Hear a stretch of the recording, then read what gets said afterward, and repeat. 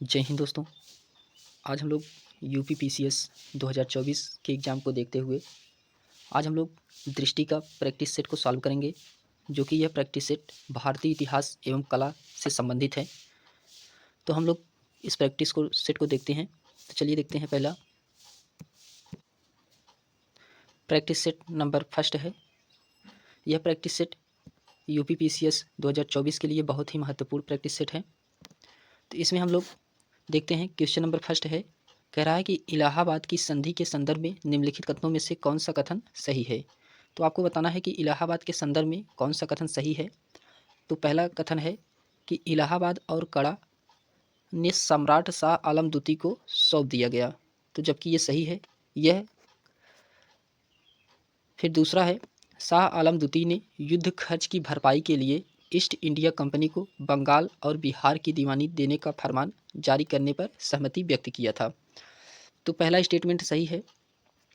शाह शाह आलम द्वितीय को जो है इलाहाबाद और कड़ा यह नवाब शुजाउद्दौला के द्वारा दिया गया था, और शाह आलम द्वितीय ने जो है ईस्ट इंडिया कंपनी को बंगाल, बिहार और उड़ीसा को दीवानी देने का फरमान जारी किया था। तो इस पहला स्टेटमेंट जबकि सही है, दूसरा गलत है, क्योंकि इसमें केवल बंगाल और बिहार दिया है, जबकि इसमें 3 प्रांत थे, बंगाल, बिहार और उड़ीसा थे। तो इसलिए ऑप्शन नंबर इसमें फर्स्ट सही है, केवल फर्स्ट, जबकि दूसरा स्टेटमेंट गलत है। फिर इसके बाद आता है क्वेश्चन नंबर सेकंड है कि निम्नलिखित अधिनियमों पर विचार कीजिए और उनके अधिनियम के वर्ष के संबंध में कालानुक्रम में व्यवस्थित कीजिए। तो अधिनियम के बारे में बताना है। तो सबसे पहले कारखाना अधिनियम यह जो कि 1947 में पारित हुआ था। फिर शारदा अधिनियम यह 1929 में। फिर उसके बाद आता है दहेज निषेध अधिनियम जो कि यह 1961 में। फिर उसके बाद आता है विशेष विवाह अधिनियम यह 1954 में। तो इसमें सबसे पहले शारदा अधिनियम आएगा, फिर उसके बाद कारखाना अधिनियम आएगा, फिर उसके बाद विशेष विवाह अधिनियम आएगा, और अंत में दहेज निषेध अधिनियम आएगा। तो इसमें ऑप्शन नंबर बी सही है, सेकंड, फर्स्ट, फोर्थ और थर्ड। फिर उसके बाद आता है निम्नलिखित में से किस ब्रिटिश अधिकारी ने बिहार में 1857 के विद्रोह को दबाया था। तो कौन से ब्रिटिश अधिकारी थे जो बिहार में 1857 के विद्रोह को दबाया था। तो इसमें William Taylor, option number D William Taylor थे। तो चलिए हम लोग 1857 के विद्रोह के दमनकर्ता एवं किसके द्वारा विद्रोह किया गया था और कहाँ पर विद्रोह किया गया था, कुछ महत्वपूर्ण फैक्ट है उसको जानने की कोशिश करेंगे। तो सबसे पहले दिल्ली में जो है बहादुर शाह द्वितीय के द्वारा विद्रोह किया गया था, और इसको दबाने का कार्य जॉन निकोलसन के द्वारा किया गया था। फिर उसके बाद आता है लखनऊ में बेगम हजरत महल के द्वारा विद्रोह किया गया था, और इसको दबाने का कार्य जो किया गया था हेनरी लॉरेंस के द्वारा किया गया था। फिर उसके बाद आता है कानपुर में नाना साहब के द्वारा विद्रोह किया गया था, और इसको दबाने का कार्य जो किया गया था सर कॉलिन कैंपबेल के द्वारा किया गया था। और सबसे महत्वपूर्ण विद्रोह झांसी से ग्वालियर में हुआ था। इसमें विद्रोह किए थे लक्ष्मीबाई और तात्या टोपे, और इसको जनरल ह्यूरोज के द्वारा दबाया गया था। फिर उसके बाद आता है बिहार का विद्रोह जो है बाबू कुंवर सिंह के द्वारा किया गया था, और इसको दबाने का कार्य जो किया था विलियम टेलर के द्वारा किया गया था। फिर उसके बाद आता है क्वेश्चन नंबर चौथा है कि सूची फर्स्ट को सूची सेकंड से सुमेलित कीजिए और सूचियों के नीचे दिए गए कूटों का उपयोग करके सही सूची चुनिए। तो इसमें सूची फर्स्ट को सूची सेकंड के साथ सुमेलित कराना है। तो इसमें दिया गया है ऑप्शन ए है इल्बर्ट बिल जो है इल्बर्ट बिल लॉर्ड रिपन के द्वारा, यानी कि पहले का चौथा इल्बर्ट बिल लॉर्ड रिपन के द्वारा। फिर उसके बाद आता है काकोरी षड्यंत्र यानी कि बी का काकोरी षड्यंत्र लॉर्ड रीडिंग यानी कि तीसरा। फिर उसके बाद आता है लखनऊ समझौता लॉर्ड चेम्सफोर्ड के द्वारा किया गया था, दूसरा। फिर उसके बाद आता है प्रत्यक्ष कार्रवाई दिवस लॉर्ड वेवेल के द्वारा। तो इसमें जो है ऑप्शन नंबर इसमें ए सही होगा, पहले का चौथा होगा बी का तीसरा होगा, सी का दूसरा होगा और डी का पहला होगा। फिर इसके बाद आता है क्वेश्चन नंबर 5वां है कि निम्नलिखित में से कौन वाईकोम सत्याग्रह से संबंधित था। तो वाईकोम सत्याग्रह से कौन संबंधित था, तो ये थे के केलप्पन, ऑप्शन नंबर सी के केलप्पन, जो कि ये वाईकोम सत्याग्रह से संबंधित थे। फिर उसके बाद आता है क्वेश्चन नंबर 6 है कि नीचे दिए गए कथनों में से एक अभिकथन ए और दूसरे के कारण आर के रूप में प्रदर्शित किया गया है। तो अभिकथन ए, पहला अभिकथन ए क्या कह रहा है कि डच और अंग्रेजी ईस्ट इंडिया कंपनियों ने दोनों ने मूल मसूलीपट्टनम शहर को नियंत्रित करने का प्रयास किया था। फिर उसके बाद कारण आर कह रहा है कि यह 17वीं शताब्दी में पश्चिमी तट पर सबसे महत्वपूर्ण बंदरगाह बन गया था, जबकि ये गलत है और पहला सही है। तो इसमें ऑप्शन नंबर सी सही होगा, ए सत्य है किंतु आर गलत है। तो चलिए क्वेश्चन नंबर 7 देखते हैं। क्वेश्चन नंबर 7 है कि निम्नलिखित में से कौन सी घटना लॉर्ड कर्जन के कार्यकाल से संबंधित नहीं है। तो कौन सी घटना है जो कि लॉर्ड कर्जन के कार्यकाल से संबंधित नहीं है, तो इसमें जो है हंटर आयोग का गठन, ऑप्शन नंबर डी हंटर आयोग का गठन, यह लॉर्ड कर्जन से संबंधित नहीं है। तो हंटर आयोग के बारे में कुछ जानते हैं।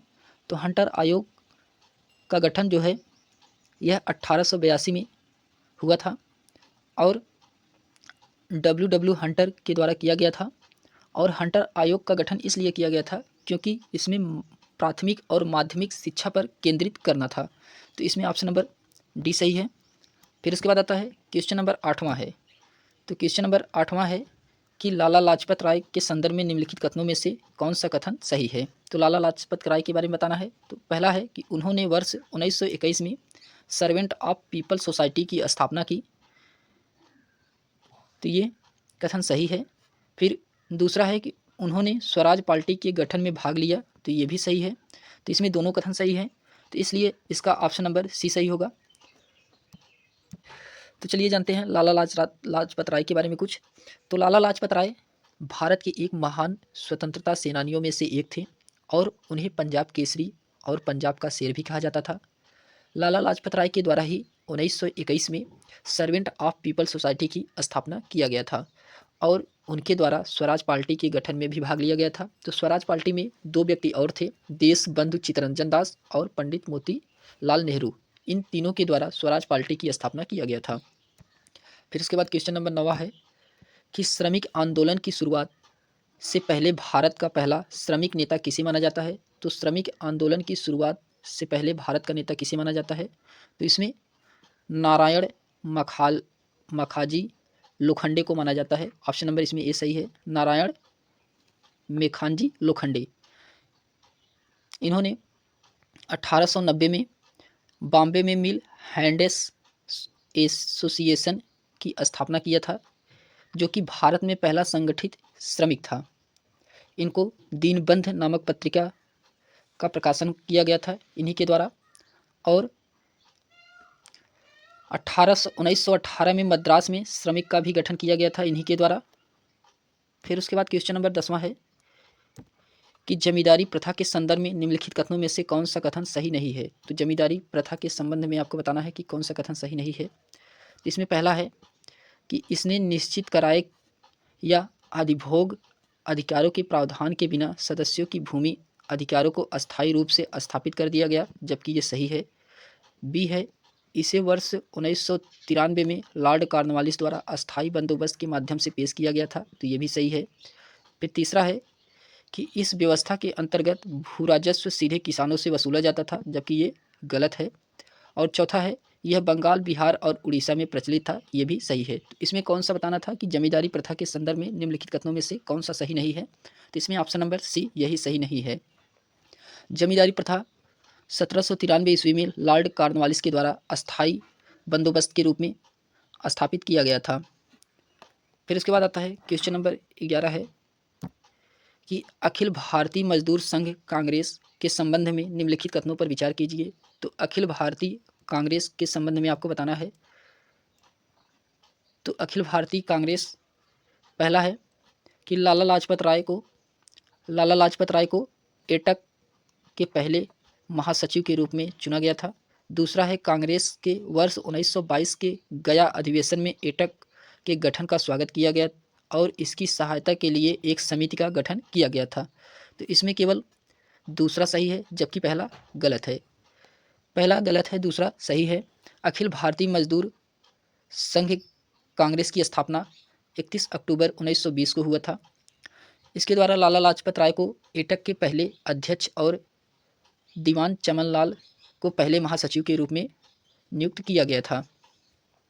फिर उसके बाद आता है क्वेश्चन नंबर 12 है कि निम्नलिखित घटनाओं पर विचार कीजिए। तो सबसे पहले कौन सी घटना हुई थी उसके बारे में बताना है। तो इसमें घटनाओं के बारे में आपको विचार करना है। तो हंटर शिक्षा आयोग, हंटर शिक्षा आयोग यह 1882 में शुरू हुआ था, 1882 में। फिर उसके बाद Charles Wood dispatch, Charles Wood dispatch यह जो कि 1854 में शुरू हुआ था। चार्ल्स वुड डिस्पैच 1854 में। ली आयोग, ली आयोग जो है 1924 में, ली आयोग 1924 में। फिर उसके बाद रेले आयोग, रेले आयोग जो है यह 1902 में। तो 1902 में तो सबसे पहले कौन आएगा, तो इसमें सबसे पहले दूसरा चार्ल्स वुड डिस्पैच जो कि यह 1854 में। फिर उसके बाद पहला, फिर उसके बाद चौथा, फिर उसके बाद तीसरा। तो इसमें ऑप्शन नंबर बी सही है। तो चार्ल्स वुड डिस्पैच जो कि यह दस्तावेज भारत में अंग्रेजी शिक्षा का मैग्ना कार्टा भी कहा जाता है, चार्ल्स वुड डिस्पैच को। और हंटर आयोग को, हंटर आयोग को जो कि ये लॉर्ड रिपन के द्वारा गठित किया गया था। इसका उद्देश्य था कि जो कि गौरव कार्यान्वयन प्रदर्शनकारियों के मुद्दे को गौर करना था। तो इसमें ऑप्शन नंबर बी सही है। फिर उसके बाद आता है क्वेश्चन नंबर 13 है पवन्ना विद्रोह संबंधित है। तो पवन्ना विद्रोह किससे संबंधित है, तो यह जो कि दमन जमींदारों की दमनकारी नीतियां। तो पवन्ना विद्रोह ऑप्शन नंबर ए जमींदारी की दमनकारी नीतियों से संबंधित है। फिर उसके बाद आता है क्वेश्चन नंबर 14 है यूपी किसान सभा का गठन किया गया था। तो यूपी किसान सभा का गठन कब किया गया था, तो ये किया गया था 1918 में। ऑप्शन नंबर सी 1918 में यूपी किसान सभा का गठन किया गया था। इंद्र नारायण द्विवेदी, गौरव शंकर मिश्र और मदन मोहन मालवीय ने 1918 में लखनऊ में उत्तर प्रदेश किसान सभा की स्थापना किया था। फिर उसके बाद आता है क्वेश्चन नंबर 15 है कि वारेन हेस्टिंग ने निम्नलिखित उद्देश्य से कलकत्ता मदरसा की स्थापना की थी। तो वारेन हेस्टिंग के द्वारा निम्नलिखित उद्देश्य से कलकत्ता मदरसा की स्थापना किया गया था। तो कलकत्ता मदरसा की स्थापना जो किया गया था वह कंपनी के दरबार में ब्रिटिश प्रशासन की सहायता के लिए योग्य भारतीयों को तैयार करना। ऑप्शन नंबर इसमें बी सही है जबकि ये सही है। कलकत्ता मदरसा की स्थापना वारेन हेस्टिंग के द्वारा 1781 में शुरू किया गया था। इसमें मुस्लिम कानून और संबंधित विषयों के अध्ययन के लिए की गई थी, जो कि हिंदू कानून और दर्शन के अध्ययन के लिए 1791 में बनारस में जोनाथन डंकन द्वारा संस्कृत कॉलेज की स्थापना की गई थी। फिर उसके बाद आता है क्वेश्चन नंबर 16 है कि सांप्रदायिक पंचाट के बारे में निम्नलिखित कथनों में से कौन सा कथन सत्य है। तो सांप्रदायिक पंचाट के बारे में कौन सा कथन सत्य है इसको बताना है। तो पहला है यह लोथियन समिति की सिफारिश पर आधारित था। फिर दूसरा है सभी प्रांतों में महिलाओं के लिए 33% सीटें आरक्षित की गई थी। इसमें जो है केवल पहला सही है जबकि दूसरा गलत है। तो इसमें ऑप्शन नंबर ए सही है। ब्रिटिश प्रधानमंत्री रामसे मैकडोनाल्ड द्वारा 6 अगस्त 1932 ईस्वी को सांप्रदायिक पंचायत की घोषणा की गई थी। फिर उसके बाद आता है क्वेश्चन नंबर 17 है नेटाल इंडियन कांग्रेस की स्थापना किसने की थी। तो नेटाल इंडियन कांग्रेस की स्थापना किसके द्वारा किया गया था, तो यह किया गया था जो है महात्मा गांधी के द्वारा। ऑप्शन नंबर सी महात्मा गांधी के द्वारा वर्ष 1995 में नेटाल इंडियन कांग्रेस की स्थापना की गई थी। यह दक्षिण अफ्रीका में भारतीयों के साथ होने वाले भेदभाव के खिलाफ लड़ने के लिए एक गठित संगठन था। गांधी जी इसके पहले मानद सचिव बने थे। फिर उसके बाद आता है क्वेश्चन नंबर 18 है। क्वेश्चन नंबर 18 है कि विभिन्न विद्वानों द्वारा 1857 के विद्रोह का वर्णन के संबंध में निम्नलिखित कथनों में से कौन सा युग्म सही नहीं है। तो इसमें बताना है कि कौन सा युग्म सही नहीं है। इसमें जो है आर होम्स ईसाई धर्म के खिलाफ युद्ध, यही सही नहीं है, ऑप्शन नंबर इसमें सी सही नहीं है। जबकि 1857 का विद्रोह रीज के अनुसार ईसाई धर्म के विरुद्ध था, न कि आर होम्स के अनुसार था। इसको रीज के द्वारा कहा गया था कि ईसाई धर्म के खिलाफ युद्ध। फिर उसके बाद आता है क्वेश्चन नंबर 19 है कि निम्नलिखित कथनों पर विचार कीजिए। इसमें आपको बताना है कि कौन सा कथन सही है। तो पहला है कि British committee of the Indian national Congress की स्थापना वर्ष 1889 में ब्रिटेन में की गई थी। फिर दूसरा है इसका उद्देश्य ब्रिटेन में जनता को भारतीय मुद्दे के बारे में जागरूक करना। तो इसमें कौन सा सही है? तो इसमें दोनों सही है। ऑप्शन नंबर इसमें सी, पहला और दूसरा दोनों सही है। तो 1889 में भारतीय राष्ट्रीय कांग्रेस के द्वारा ब्रिटेन में British committee of the Indian national Congress का गठन किया गया था। फिर इस समिति ने डब्ल्यू.सी. बनर्जी और दादा भाई नौरोजी के कार्यों का अनुसरण किया गया था। फिर इसके बाद आता है क्वेश्चन नंबर 20 है कि भारतीय राष्ट्रीय कांग्रेस का निम्नलिखित में से किस संगठन के साथ विलय हो गया। तो भारतीय राष्ट्रीय कांग्रेस का किसके साथ विलय हुआ था? तो यह किया गया था भारतीय राष्ट्रीय संघ के साथ। ऑप्शन नंबर सी इसमें सही है, भारतीय राष्ट्रीय संघ के साथ विलय किया गया था। इसमें सुरेंद्र नाथ बनर्जी और आनंद मोहन बोस ने इंडियन नेशनल एसोसिएशन की स्थापना किए थे। फिर उसके बाद आता है क्वेश्चन नंबर 21 है कि निम्नलिखित घटनाओं पर विचार कीजिए। तो इसमें दिया गया घटना उसके बारे में विचार करना है। तो इसमें सबसे पहले कौन सी घटना आएगी? तो इसमें सबसे पहले बंगाल विभाजन के विरुद्ध बहिष्कार का प्रस्ताव पारित किया गया था, तो पहले नंबर पे ये है। फिर उसके बाद आता है दूसरे नंबर पे बंगाल विभाजन का लागू होना, दूसरे नंबर पे ये है। फिर उसके बाद आता है दादा भाई नौरोजी ने घोषणा की कि कांग्रेस का लक्ष्य स्वराज है, फिर ये तीसरे नंबर पे है। फिर चौथे नंबर पे है सूरत विभाजन, यानी कि लास्ट में है सूरत विभाजन। तो इसमें पहला इसमें जो है वह तीसरा, फिर उसके बाद पहला, फिर चौथा, फिर दूसरा होगा। तो ऑप्शन नंबर इसमें बी सही है। बंगाल विभाजन के विरुद्ध बहिष्कार का प्रस्ताव जो है 1905 में किया गया था और बंगाल विभाजन जो है प्रभावी अक्टूबर 1905 में हुआ था। जबकि दादा भाई नौरोजी ने घोषणा की कि कांग्रेस का लक्ष्य स्वराज होगा, यह दिसंबर 1906 में हुआ था और सूरत विभाजन जो है दिसंबर 1907 में हुआ था। फिर उसके बाद आता है क्वेश्चन नंबर 22 है कि प्रार्थना समाज ने सामाजिक जागरूकता के लिए कौन सा समाचार पत्र की शुरुआत किया था। तो प्रार्थना समाज के द्वारा सामाजिक जागरूकता के लिए कौन सा पत्र की शुरुआत किया गया था? तो ये पत्र थे सुबोध पत्रिका, ऑप्शन नंबर सी सुबोध पत्रिका। फिर इसके बाद आता है क्वेश्चन नंबर 23 है कि टीपू सुल्तान की मृत्यु के बाद मैसूर राज्य में क्या परिवर्तन हुआ था। तो टीपू सुल्तान की मृत्यु के बाद मैसूर राज्य में क्या परिवर्तन किया गया था? तो इसमें जो परिवर्तन किया गया था, पहला था कि मैसूर का नया राज्य कृष्ण राज्य तृतीय को सौंप दिया गया, जिन्होंने सहायक संधि स्वीकार कर ली, जबकि ये सही है। फिर उसके बाद दूसरा है कि विलियम बेंटिंग ने वर्ष 1831 में कुशासन के आधार पर मैसूर पर अधिकार कर लिया, तो ये भी सही है। फिर तीसरा है लॉर्ड रिपन ने 1881 में राज्य को उसके शासक को बहाल कर दिया गया, तो ये भी सही है। तो इसमें ऑप्शन नंबर डी पहला, दूसरा और तीसरा तीनों कूट सही है। फिर उसके बाद आता है क्वेश्चन नंबर 24 है इल्बर्ट बिल के बारे में निम्नलिखित कथनों में से कौन सा कथन सही है। तो इल्बर्ट बिल के बारे में आपको बताना है कि इसमें कौन सा कथन सही है। तो इल्बर्ट बिल इसमें पहला दिया गया है कि इसमें प्रस्तावित किया गया कि भारतीय मजिस्ट्रेट यूरोपीय लोगों पर आपराधिक मामले में मुकदमा चलाएंगे, जबकि ये सही है। तो इसमें ऑप्शन नंबर पहला ही सही है। फिर उसके बाद आता है क्वेश्चन नंबर 25 है कि निम्नलिखित युग्मों पर विचार कीजिए। तो इसमें आपको बताना है कि कौन सा युग्म सही है। तो इसमें जो है पेरिस की संधि जो कि संबंधी देश अमेरिका में है, तो ये इसमें सही है। फिर उसके बाद आता है गंडमक की संधि जो कि ये अफ़गानिस्तान में है, ये भी सही है। फिर सिंगौली की संधि ये वर्मा में है, ये गलत है। यदाबू की संधि ये नेपाल में है, ये भी गलत है। तो इसमें ऑप्शन नंबर केवल फर्स्ट और सेकंड सही है। फिर उसके बाद आता है क्वेश्चन नंबर 26 है कि सूची फोर्थ को सूची सेकंड से सुमेलित करके नीचे दिए गए कूट का उपयोग करके सही शब्द को चुनिए। तो इसमें जो है सूची फर्स्ट को सूची सेकंड से सुमेलित कराना है। तो आहोम विद्रोह जो हुआ था तो इसमें आहोम विद्रोह जो हुआ था यह 1828 में हुआ था, यानी कि ए का चौथा। फिर पोलीगर्स विद्रोह जो हुआ था यह 1795 में हुआ था, बी का तीसरा। फिर मोमरिस विद्रोह जो हुआ था यह जो हुआ था 1769 में। फिर उसके बाद पाइका विद्रोह हुआ था 1817 में।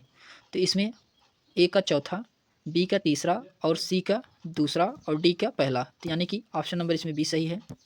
फिर उसके बाद आता है क्वेश्चन नंबर 27 है कि खिलाफत आंदोलन से प्रत्यक्ष संबंधित नेता कौन नहीं थे। तो खिलाफत आंदोलन से प्रत्यक्ष संबंधित नेता कौन नहीं थे, तो मोहम्मद अली ये थे, हजरत मोहानी ये भी थे, मौलाना शौकत अली ये भी थे, मोहम्मद इकबाल जो कि ये नहीं थे खिलाफत आंदोलन से संबंधित। इसमें ऑप्शन नंबर डी सही है। फिर उसके बाद आता है क्वेश्चन नंबर 28 है कि निम्नलिखित में से किस संधि ने द्वितीय आंग्ल मराठा युद्ध का मार्ग प्रशस्त किया था। तो किस संधि के द्वारा किया गया था, तो यह जो संधि थी बेनिस की संधि से, ऑप्शन नंबर सी बेनिस की संधि से द्वितीय आंग्ल मराठा युद्ध का मार्ग प्रशस्त हुआ था। तो इसमें ऑप्शन नंबर सी सही है। फिर उसके बाद आता है क्वेश्चन नंबर 29 है कि निम्नलिखित कथनों में से किसने प्राउड रिजर्व की नीति को लागू किया था। तो प्राउड रिजर्व की नीति को लागू करने वाले लॉर्ड लिटन थे, ऑप्शन नंबर इसमें पहला सही है। लॉर्ड लिटन ने 1876 में भारत के वायसराय बने थे और उन्होंने प्राउड रिजर्व की नीति की शुरुआत किया था। इसका उद्देश्य यह था कि वैज्ञानिक सीमाएं निर्धारित करना और प्रभाव के क्षेत्र में सुरक्षा करना, यही इसका उद्देश्य था। फिर उसके बाद आता है क्वेश्चन नंबर 30 है कि नीचे दिए गए कथनों में से एक अभिकथन और दूसरा कारण आर को प्रदर्शित करता है, तो इसके बारे में बताना है। तो अभिकथन ए है कि असहयोग आंदोलन के दौरान मोतीलाल नेहरू और CR दास, सी गोपालाचार और आसफ अली जैसे कई वकीलों ने अपनी वकालत छोड़ दी। फिर कारण आ रहा है कि इस आंदोलन की विदेशी मानद और सरकारी उपाधियों का बहिष्कार एक महत्वपूर्ण विशेषता थी। तो इसमें कौन सा कथन सही है, तो इसमें ए आर सत्य है, किंतु आर जो है ए का सही स्पष्टीकरण भी है, तो इसमें ऑप्शन नंबर बी सही है।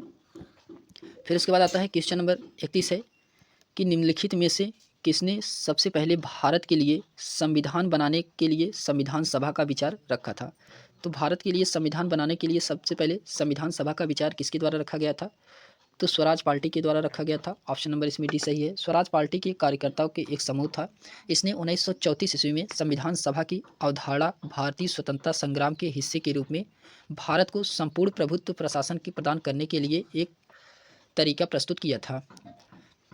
तो फिर उसके बाद क्वेश्चन नंबर 32 है कि बोस ने मार्च 1940 में रामगढ़ में एक समझौता विद्रोही सम्मेलन को बुलाया था जो कि एक संयुक्त प्रयास था। तो इसमें संयुक्त प्रयास क्या था कि फॉरवर्ड ब्लॉक और किसान सभा। तो इसमें ऑप्शन नंबर ए और दो दोनों सही है, तो इसमें केवल पहला और दूसरा सही है, तो इसलिए ऑप्शन नंबर फर्स्ट सही है इसमें। फिर उसके बाद क्वेश्चन नंबर 33 है कि इसमें कह रहा है कि निम्नलिखित युग्मों पर विचार कीजिए, समाचार पत्र एवं पत्रिका और संपादक एवं संस्थापक का कौन सा सही सुमेलित नहीं है। तो इसमें बताना है कि कौन सा सही सुमेलित नहीं है। तो इसमें हिंदू पेट्रियाड जो कि गिरीश चंद्र घोष के द्वारा, ये सही है। बंग दर्शन जो कि दयाल सिंह मजीठिया के द्वारा, ये गलत है। बंग दर्शन जो कि ये बंकिम चंद्र चटर्जी के द्वारा किया गया था। और भारतीय समाजशास्त्री श्याम जी कृष्ण वर्मा। फिर उसके बाद परिदर्शक बिपिन चंद्रा, ये भी सही है, ये भी सही है, ये भी सही है। ऑप्शन नंबर सी इसमें गलत है, सॉरी ऑप्शन नंबर बी इसमें गलत है, ऑप्शन नंबर सी भी सही है। तो इसका आंसर ऑप्शन नंबर बी होगा। फिर उसके बाद आता है क्वेश्चन नंबर 34 है कि नीचे दो कथन दिए गए हैं, अभिकथन ए और दूसरे कारण आर के रूप में प्रदर्शित किया गया है। तो अभिकथन ए क्या है कि गांधी ने भारतीय लोगों से 6 अप्रैल 1919 को रॉलेट एक्ट के विरोध में हिंसा दिवस के रूप में मनाने का आह्वान किया था। फिर उसके बाद आता है कारण आर, इस एक्ट ने अभिव्यक्ति की स्वतंत्रता जैसी मौलिक अधिकारों पर अंकुश लगाया और पुलिस शक्तियों को मजबूत किया। तो इसमें दोनों सही है और स्पष्टीकरण भी है, आर भी सही है और ए भी सही है, ये ऑप्शन नंबर इसमें बी सही होगा। फिर उसके बाद क्वेश्चन नंबर 35 है कि निम्नलिखित में से कौन सितंबर 1928 में स्थापित हिंदू सोशलिस्ट रिपब्लिक आर्मी के सदस्य थे। तो कौन से सदस्य थे, तो इसमें जो थे Bhagat Singh, option number A Bhagat Singh. फिर उसके बाद आता है जोगेश चंद्र चटर्जी, ये भी थे। तो इसमें ऑप्शन पहला और दूसरा दोनों सही है, तो इसलिए ऑप्शन नंबर ए इसमें सही है, पहला और दूसरा। फिर उसके बाद आता है क्वेश्चन नंबर 36 है, फॉरवर्ड ब्लॉक के संबंध में निम्नलिखित कथनों पर विचार कीजिए। तो फॉरवर्ड ब्लॉक के संबंध में आपको बताना है कि कौन से इसमें सही था। तो इसमें इसकी स्थापना सुभाष चंद्र बोस कांग्रेस के भीतर एक नई पार्टी के रूप में की गई थी, तो ये सही है। इसके निर्णय के परिणाम स्वरूप सुभाष चंद्र बोस को 3 वर्ष के लिए कांग्रेस में कोई भी पद धारण करने से प्रतिबंधित कर दिया गया, तो ये भी सही है। तो इसमें ऑप्शन नंबर सी सही है, दोनों सही हैं। 1939 में सुभाष चंद्र बोस और उनके अनुयायियों ने कांग्रेस के भीतर एक नई पार्टी की रूप में फॉरवर्ड ब्लॉक का गठन किया था। फिर उसके बाद आता है क्वेश्चन नंबर 37 है कि निम्नलिखित कथनों में से कौन सा वर्ष 1937 के प्रांतीय चुनाव के संदर्भ में सही है। तो वर्ष 1937 के प्रांतीय चुनाव के संबंध में कौन सा कथन सही है। तो इसमें साइमन कमीशन के आदेशानुसार ब्रिटिश भारत में वर्ष 1937 में प्रांतीय चुनाव का आयोजन किया गया था, जबकि ये गलत है। फिर उसके बाद यह चुनाव सीमित वयस्क मताधिकारों पर आधारित था, ये सही है। तो इसमें ऑप्शन नंबर बी सही है। यह जो कि 1937 के अनुसार नहीं किया गया था, यह 1935 के अनुसार किया गया था, जो कि भारत सरकार अधिनियम 1935 के आदेशानुसार यह चुनाव कराने की घोषणा की गई थी। फिर उसके बाद आता है क्वेश्चन नंबर 38 है कि इंडियन नेशनल लिबरल सोसाइटी की स्थापना किसने की थी। तो इंडियन नेशनल लिबरल सोसाइटी की स्थापना सुरेंद्र नाथ बनर्जी के द्वारा किया गया था, तो ऑप्शन नंबर इसमें सी सही है। फिर उसके बाद क्वेश्चन नंबर 39 है कि निम्नलिखित में से किसने भारत महिला परिषद की स्थापना की थी। तो भारत महिला परिषद की स्थापना जो है यह रमाबाई रनाडे के द्वारा किया गया था, ऑप्शन नंबर इसमें बी सही है। रमाबाई रनाडे ने 1904 में बम्बई में राष्ट्रीय सामाजिक सम्मेलन के अंतर्गत लेडीज सोशल कॉन्फ्रेंस में यानी कि भारत महिला परिषद की स्थापना की थी। कब किया था, तो 1904 ईस्वी में। फिर उसके बाद आता है क्वेश्चन नंबर 40 है कि निम्नलिखित में से किसने मासिक पत्रिका वितल विध्वंसक की शुरुआत की थी। तो मासिक पत्रिका वितल विध्वंसक की शुरुआत गोपाल बाबा वांगलांकर के द्वारा किया गया था, तो ऑप्शन नंबर इसमें ए सही है। फिर उसके बाद आता है क्वेश्चन नंबर 41 है कि सर सैयद अहमद खां के संबंध में निम्नलिखित कथनों में से कौन सा कथन सही है। तो सर सैयद अहमद खां के बारे में बताना है। तो इसमें पहला है कि वह वर्ष 1878 में इंपीरियल लेजिस्लेटिव काउंसिल के सदस्य बने और उनकी निष्ठा को देखते हुए अंग्रेजों ने उन्हें नाइटहुड की उपाधि दिया था, तो जबकि यह सही है। फिर उसके बाद दूसरा क्या है कि उन्होंने पर्दा बहुविवाह और पीरी तथा मुरादी प्रथा का समर्थन किया, जबकि ये गलत है। तो इसमें केवल ऑप्शन नंबर ए सही है। फिर उसके बाद आता है क्वेश्चन नंबर 42 है देवबंद आंदोलन पंथ के संदर्भ में निम्नलिखित कथनों में से कौन सा सही है। तो देवबंद पंथ आंदोलन के बारे में बताना है। इसमें पहला है इसकी शुरुआत मोहम्मद कासिम नानोतवी और रशीद अहमद गंगोही ने की थी, जबकि ये सही है। फिर दूसरा है देवबंद पंथ ने भारतीय राष्ट्रीय कांग्रेस के गठन का स्वागत किया था, तो ये भी सही है। तो इसमें दोनों सही है, तो ऑप्शन नंबर इसमें फर्स्ट वाला सही है। फिर उसके बाद क्वेश्चन नंबर 43 है कि वर्ष 1907 ईस्वी में Indian society of oriental art द्वारा प्रदान की जाने वाली छात्रवृत्ति सर्वप्रथम किसने प्राप्त की थी। तो यह किसके द्वारा छात्रवृत्ति प्राप्त किया गया था। तो यह प्राप्त किया गया था नंदलाल बोस के द्वारा, ऑप्शन नंबर बी इसमें सही है, नंदलाल बोस के द्वारा किया गया था। फिर उसके बाद क्वेश्चन नंबर 44 है कि नीचे दो कथन दिए गए हैं, एक को अभिकथन ए तथा दूसरे को कारण आर के रूप में चिन्हित किया गया है। फिर उसके बाद अभिकथन एक क्या कह रहा है कि भारतीय राष्ट्रीय कांग्रेस के नरमपंथी यह समझने में विफल रहे कि अंग्रेजों द्वारा विधान परिषद में किए गए सुधारों का उद्देश्य नरमपंथी को पुरस्कृत करने के बजाय गर्मपंथी को अलग अलग कर दिया था, तो इसमें जो है अलग अलग कर दिया था। फिर उसके बाद कह रहा है कि कारण आर चरमपंथी इस बात से अनभिज्ञ थे कि नरमपंथी आधिकारिक दमन के विरुद्ध उनकी रक्षा की प्राथमिकता पंक्ति के रूप में कर सकते थे। तो इसमें दोनों सही है, लेकिन व्याख्या इसमें नहीं कर रहा है, तो इसमें ऑप्शन नंबर ए सही है। दोनों सही है परंतु इसकी व्याख्या नहीं कर पा रहा है। फिर उसके बाद आता है क्वेश्चन नंबर 45 है कि उपर्युक्त कथनों में से कौन सा सही नहीं है। तो इसमें बताना है कि उपर्युक्त कथनों में से कौन सा सही नहीं है। इसमें जो कथन दिया गया है कि पहला है सत्येंद्र सिन्हा वर्ष 1919 में वायसराय की कार्यकारिणी परिषद में नियुक्त होने वाले पहले भारतीय थे, जबकि ये सही है। फिर बी कह रहा है कि वर्ष 1919 में मार्ले मिंटो सुधार के अनुसार इंपीरियल लेजिस्लेटिव काउंसिल और प्रांतीय विधान परिषदों में निर्वाचित सदस्यों की संख्या में वृद्धि की गई थी, तो ये भी सही है। फिर उसके बाद कह रहा है कि सी वाला कि अप्रैल 1906 में बारिंद्र कुमार घोष और भूपेंद्र नाथ दत्त ने साप्ताहिक युगांतर की शुरुआत की थी, तो ये भी सही है। बारदौली सत्याग्रह का कारण यूरोपीय नील बागान मालिकों द्वारा लागू की गई 3 कठिया प्रणाली का विद्रोह था, ये गलत है। तो इसमें ऑप्शन नंबर डी यही सही होगा। इसमें पूछ रहा था कि कौन सा सही नहीं है, तो इसमें ऑप्शन नंबर डी यही सही नहीं है। फिर उसके बाद आता है क्वेश्चन नंबर 46 है कि वर्ष 1905 में लंदन में इंडियन होम रूल सोसाइटी की शुरुआत किसके द्वारा की गई थी? तो इंडियन होम रूल सोसाइटी की स्थापना जो है, शुरुआत जो है, यह श्यामाजी कृष्ण वर्मा के द्वारा किया गया था, तो इसमें ऑप्शन नंबर पहला सही है। फिर उसके बाद आता है क्वेश्चन नंबर 47 है कि गदर पार्टी के संबंध में निम्नलिखित कथनों पर विचार कीजिए। तो गदर पार्टी के संबंध में आपको बताना है कि कौन सा इसमें सही था। तो गदर पार्टी के संबंध में पहला क्या है कि इसका मुख्यालय वैंकूवर में स्थित था और इसकी अन्य शाखाएं अमेरिकी तटीय और सुदूर पूर्वी क्षेत्र तक विस्तृत था, तो इसमें पहला भी सही है। फिर दूसरा है इसके सदस्यों का उद्देश्य भारत में विद्रोह की शुरुआत करना था और वर्ष 1914 में 2 घटनाएं कामागाटा मारू घटना और प्रथम विश्व युद्ध की शुरुआत ने इसे अपने उद्देश्य के लिए काफ़ी प्रोत्साहित दिया था, तो इसमें दोनों सही हैं। तो इसमें ऑप्शन नंबर डी सही है, पहला और दूसरा दोनों सही है गदर पार्टी की स्थापना के संबंध में। फिर उसके बाद आता है क्वेश्चन नंबर 48 है। क्वेश्चन नंबर 48 है कि निम्नलिखित में से किसका संबंध वर्ष 1915 से Berlin committee for Indian independence से नहीं है? तो ये कौन से नहीं थे? तो ये थे वीरेंद्र नाथ चट्टोपाध्याय, ये थे भूपेंद्र नाथ दत्त, ये भी थे लाला हरदयाल, ये भी थे, जबकि गुरबख्श सिंह ढिल्लो ये नहीं थे, तो ऑप्शन नंबर इसमें डी सही है। फिर उसके बाद आता है क्वेश्चन नंबर 49 है कि इसमें क्वेश्चन नंबर 49 में कह रहे हैं निम्नलिखित कथनों में से कौन सा सही नहीं है? तो क्वेश्चन नंबर 49 में कौन सा सही नहीं है इसको बताना है। पहला है कि वर्ष 1813 के चार्टर अधिनियम के अनुसार राजस्व प्रशासन को न्यायपालिका के कार्य से अलग कर दिया गया, जबकि ये सही है। फिर उसके बाद आता है वर्ष 1813 के चार्टर अधिनियम के अनुसार भारत में व्यापार पर कंपनी का एकाधिकार समाप्त हो गया, किंतु कंपनी ने चीन के साथ चाय व्यापार बरकरार रखा, तो ये भी सही है। फिर सी है वर्ष 1993 के चार्टर अधिनियम द्वारा बंगाल, मद्रास, बॉम्बे और अन्य सभी क्षेत्रों को गवर्नर जनरल के पूर्ण नियंत्रित में दे दिया गया, तो ये भी सही है।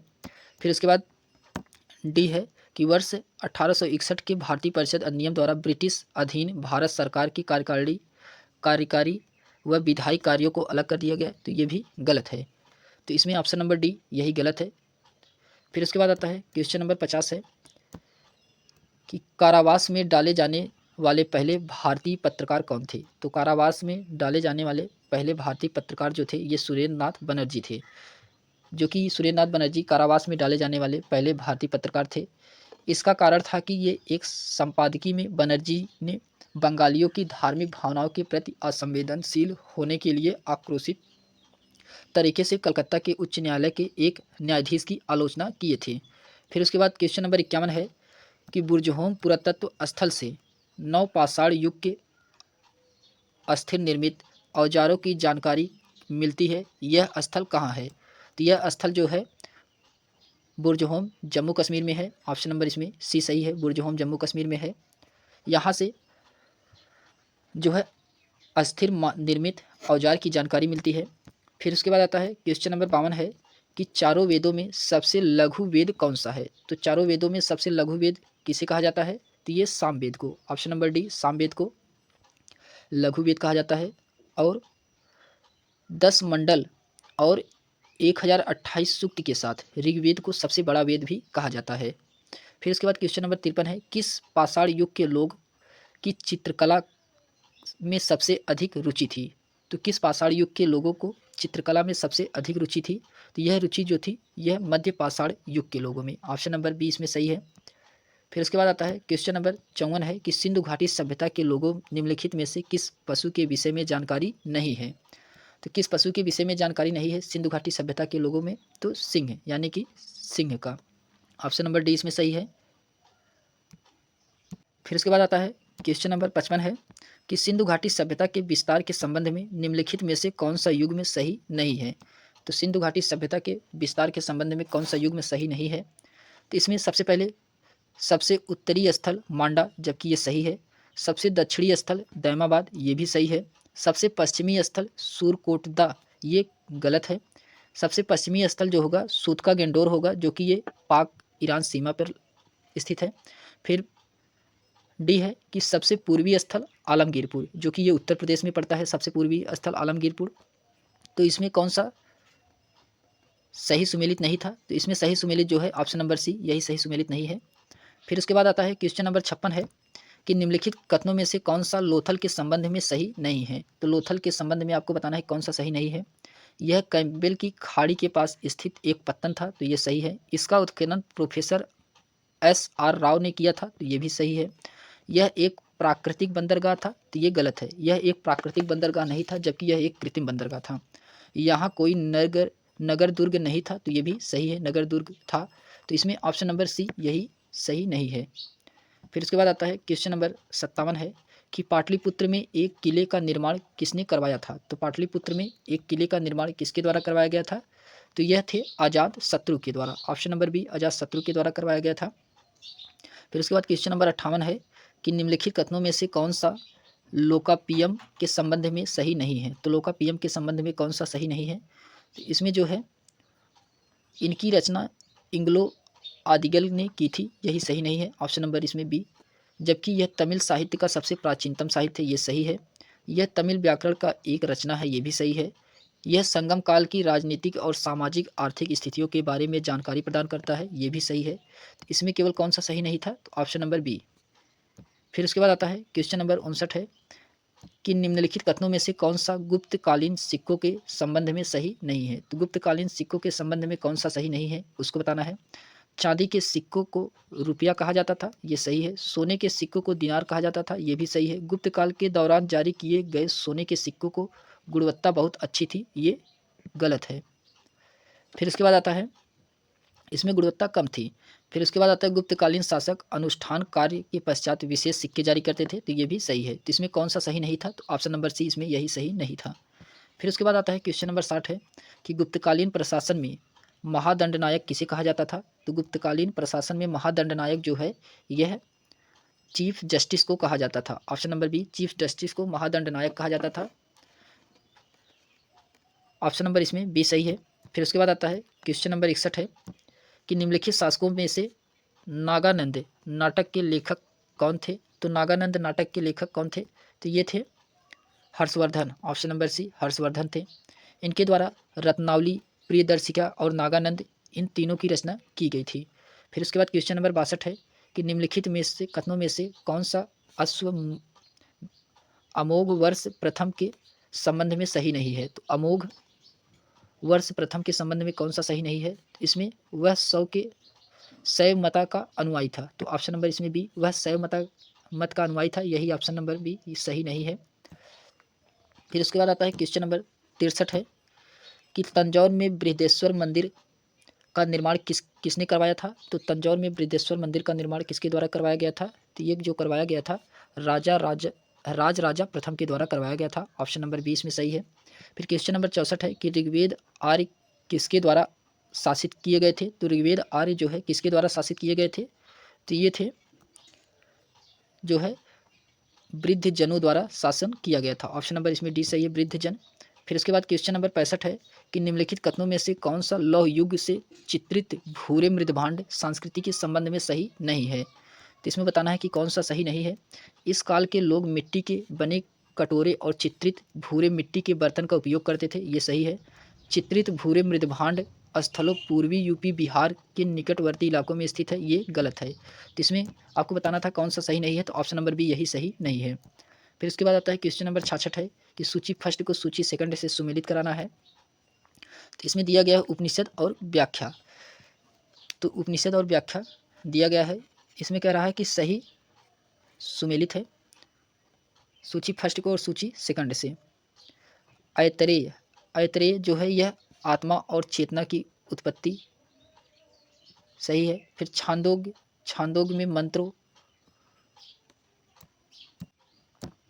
तो इसमें बताना था कि कूट का प्रयोग करके सही उत्तर चुनिए, तो इसमें पहला ही सही है। ऐतरेय जो है आत्मा और चेतना की उत्पत्ति है, ऑप्शन नंबर इसमें फर्स्ट सही है। फिर इसके बाद आता है क्वेश्चन नंबर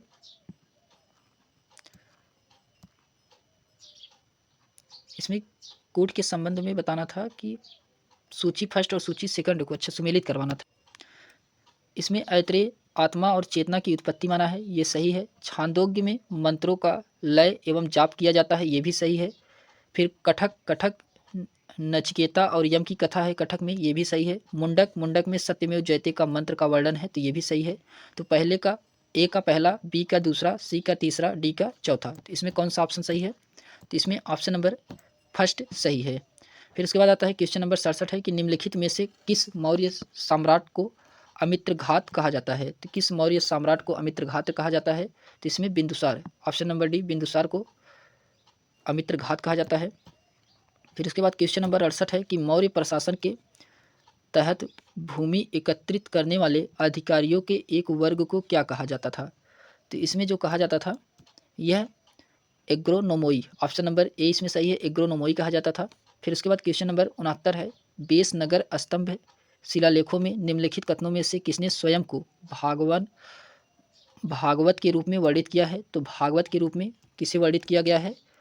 तो ये थे हेलियोडोरस, ऑप्शन नंबर डी इसमें सही है, हेलियोडोरस, जो कि ये भागवत के रूप में वर्णित करता है। फिर इसके बाद क्वेश्चन नंबर 70 है कि निम्नलिखित कथनों में से कौन से इंडो ग्रीक शासक मेनांडर के संबंध में सही है? तो इसमें मेनांडर के संबंध में बताना है कि इसकी राजधानी साकल थी, ये सही है।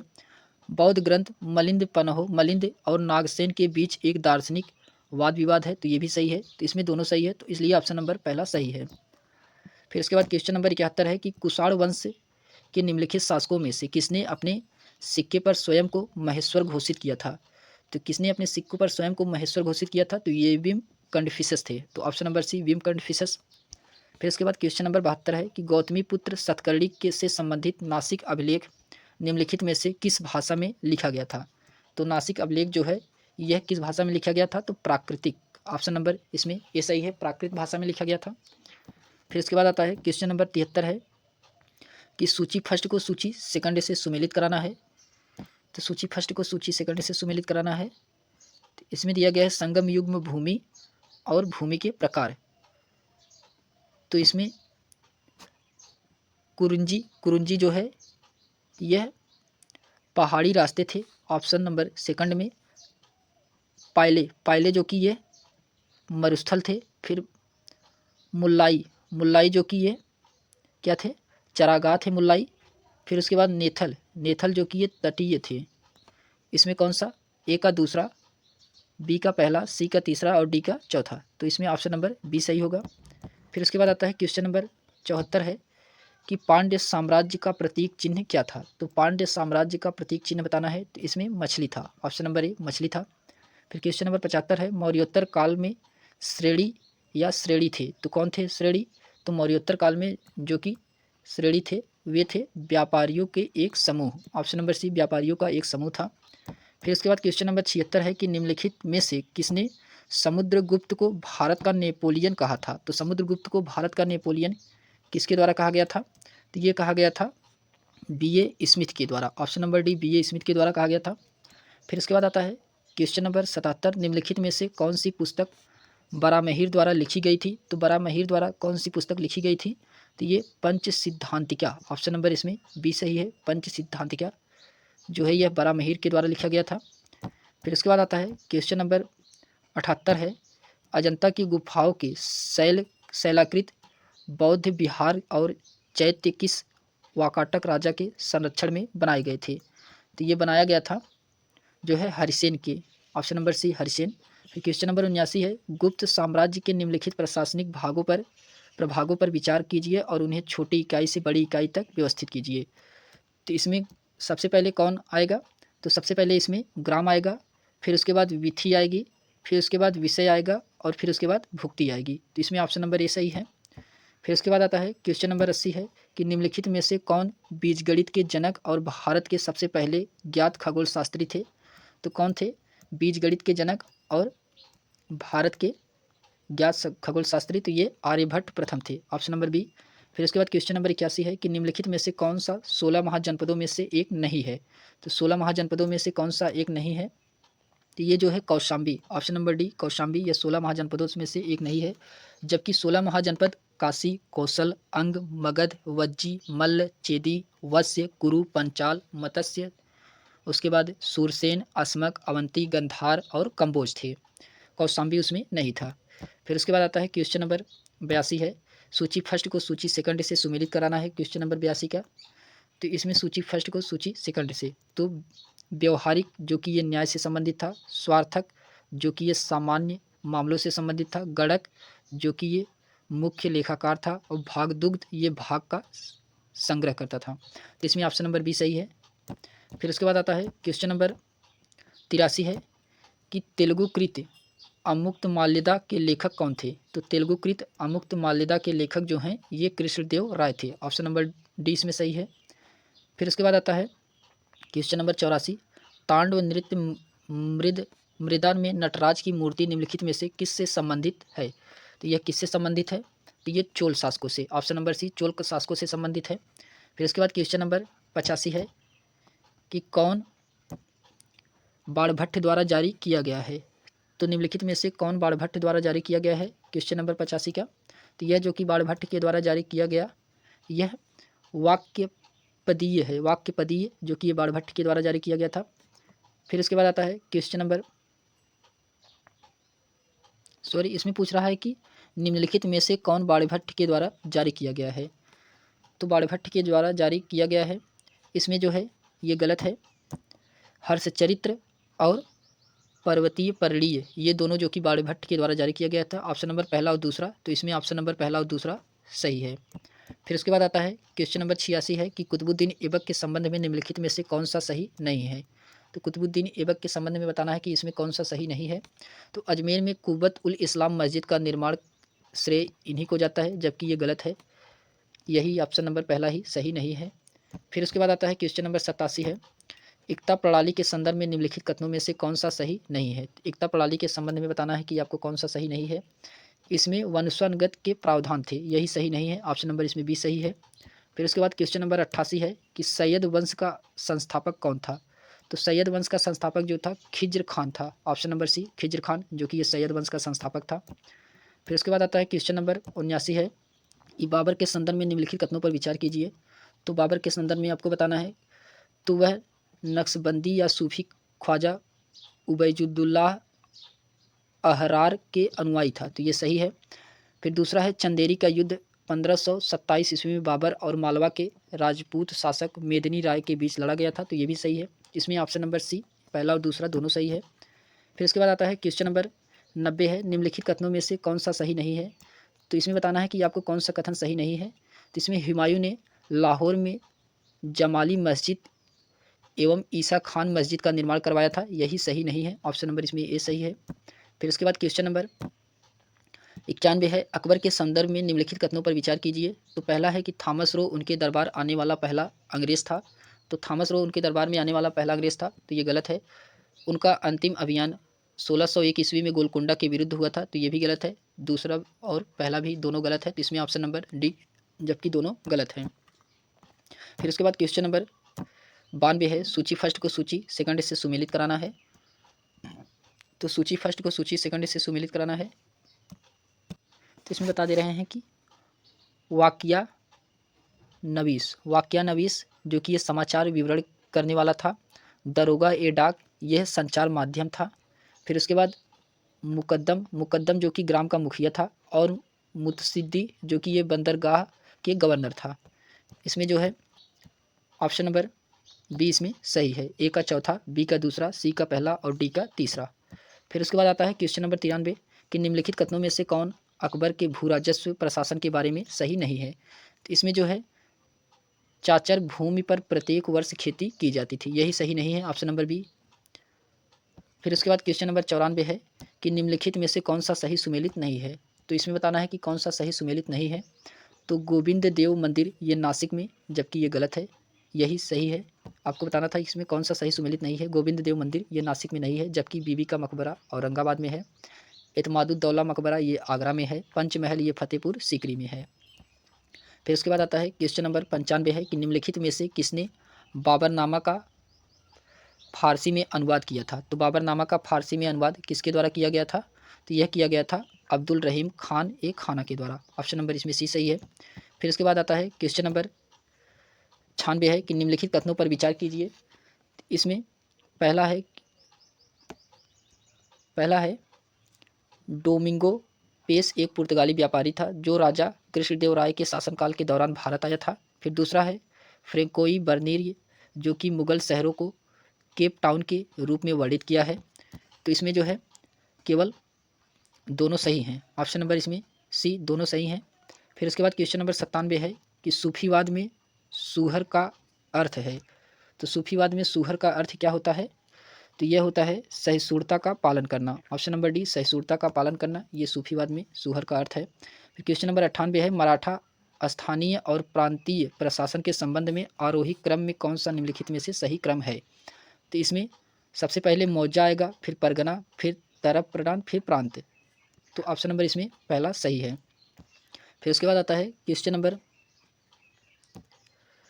99 मोदी लिपि का उपयोग निम्नलिखित के दस्तावेजों में किया गया था। तो मोदी लिपि का उपयोग किस में किया गया था? तो यह जो कि मराठा में, ऑप्शन नंबर बी मराठा में किया गया था। फिर क्वेश्चन नंबर 100 है कि निम्नलिखित कथनों में से कौन सा विद्यमान दर्शन सुमेलित नहीं है? तो इसमें कौन सा विद्वान और दर्शन जो कि सुमेलित नहीं है उसको बताना है। तो इसमें शंकराचार्य अद्वैतवाद ये जो कि सही है, रामानुज विशिष्ट द्वैतवाद ये गलत है। तो ऑप्शन नंबर इसमें बी गलत है। तो यही सही नहीं है, ऑप्शन नंबर इसमें बी सही है। सॉरी, ये रामानुचार्य विशिष्ट द्वैतवाद थे। फिर निम्बकाचार्य जो कि ये द्वैतवाद थे।